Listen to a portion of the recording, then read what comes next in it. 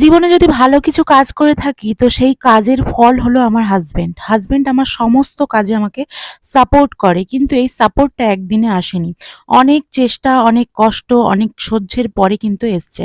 তো তোমরা যারা এই কথাটা শুনে হতাশ হলে তাদেরকে একটাই কথা বলব, এটা বাস্তব এবং অনেক কষ্ট, অনেক দুঃখ, অনেক কিছু সহ্য করার পরেই ভালো সময় আসে।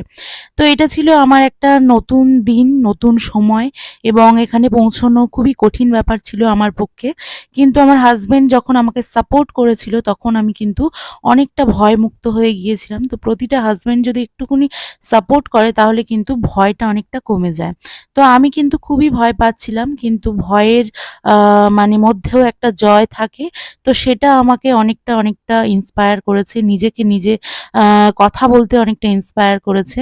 যখন কেউ সাথে থাকে না তখন উপরওয়ালা কিন্তু নিশ্চয়ই সাথে থাকে। সেইজন্য যেকোনো মুহূর্তে যেকোনো কাজে ভয় পেও না, এগিয়ে যাও সবাই।